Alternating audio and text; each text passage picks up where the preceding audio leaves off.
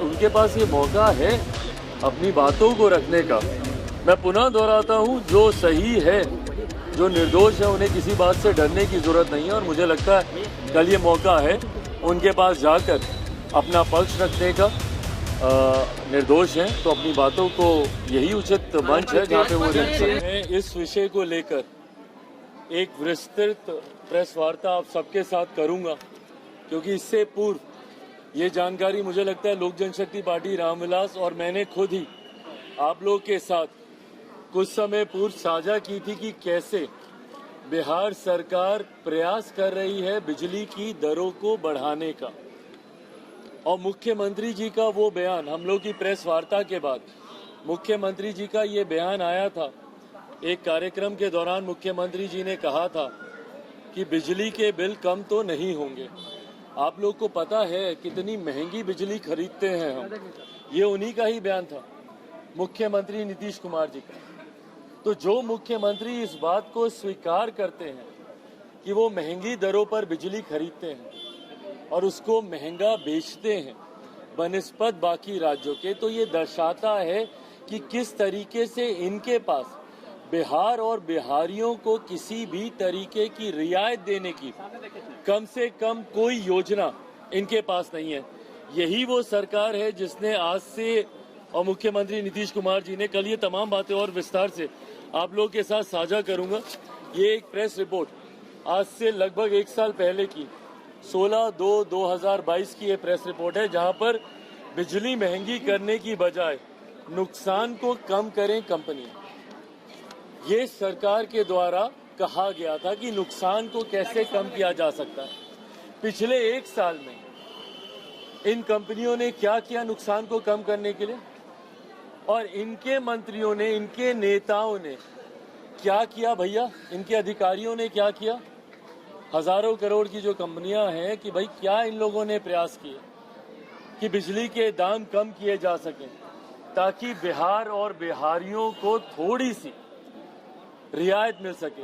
आप दूसरे राज्यों में देख लीजिए, आप लोगों ने दिल्ली पंजाब का उदाहरण दिया, बाकी किसी भी राज्य में देख लीजिए भैया, अगल बगल के जितने भी राज्य हैं, उत्तर प्रदेश हो, उड़ीसा चले जाइए भैया, तमाम राज्य न सिर्फ कम दरों पर बिहार से बनिस्बत कम दरों पर बिजली खरीदती हैं, बल्कि जनता को भी कम दर पे बिजली लेनी पड़ती है, उनको सुविधाएं मिलती हैं। पर बिहार सरकार कैसे बिजली का बोझ, और भाई बिजली का बोझ हर व्यक्ति को प्रभावित करता है।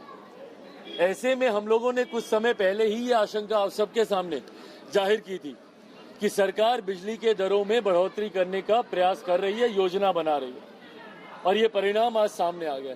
ये दर्शाता है कि मुख्यमंत्री नीतीश कुमार जी के पास ये समय नहीं है कि भैया वो बैठे और तरीका निकालें कि कैसे बढ़ते हुए बिजली के दामों को कम किया जा सके। इनके पास फुर्सत है अपनी कुर्सी को बचाने की योजना निकालने का, पर इनके पास ये फुर्सत नहीं है कि बढ़ते दामों को कैसे कम किया जा सके ताकि बिहारियों को कुछ रियायत मिले।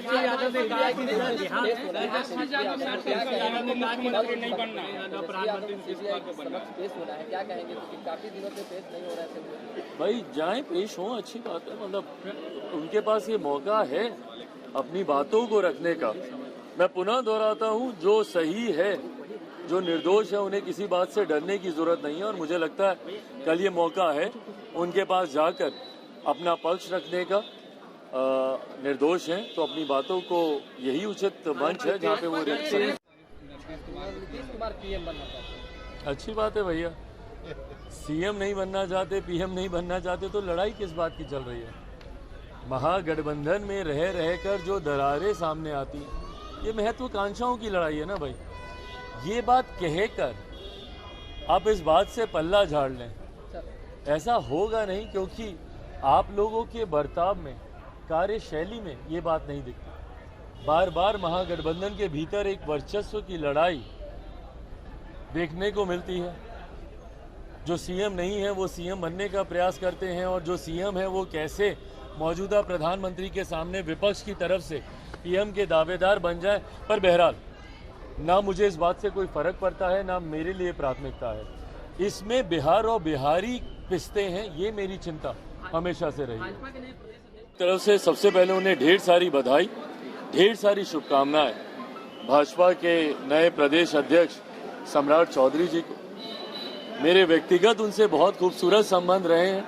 राजनीतिक संबंधों पर आप हमेशा सवाल करते हैं और मैं हमेशा जवाब देता हूं कि समय आने पर वो तय किया जाएगा। पर उनसे मेरे व्यक्तिगत संबंध बहुत अच्छे हैं, उनके परिवार से मेरे बहुत खूबसूरत संबंध रहे हैं और मैं जानता हूं कि वो बहुत मेहनत करने वाले नेताओं में से एक हैं। उम्मीद करता हूं कि जो भी निर्णय वो प्रदेश अध्यक्ष के रूप में लेंगे वो अपनी पार्टी के हित में और सबसे ज्यादा महत्वपूर्ण प्रदेश के हित में लिए गए वो फैसले होंगे। चिराग जी राहुल गांधी पे चिराग जी हुआ है, क्या कहना चाहिए? देखिए, ये कानूनी प्रक्रिया है। बार बार हमने इस बात को कहा है कि कानूनी प्रक्रिया में किसी का भी हस्तक्षेप या किसी भी तरीके की टिप्पणी उचित नहीं है। न्यायिक प्रक्रिया है, विकल्प है उनके पास। अभी ऊपर की अदालत में जाकर देखिए, बयान तो उन्होंने दिया था।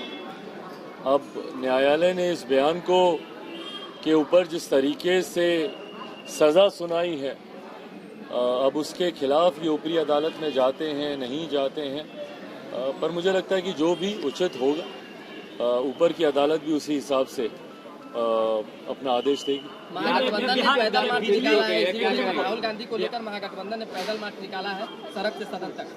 देखिए, विपक्ष प्रयास तो करता ही है एकजुटता दिखाने की विभिन्न मुद्दों पर दिक्कत यही है कि विपक्ष के ही कई ऐसे महत्वाकांक्षी दल हैं जो इनकी एकजुटता के प्रयासों को खत्म करने का कार्य करते हैं। ममता बनर्जी जी हों जो अपना अकेले चलो की रणनीति पर निर्णय लेती हैं।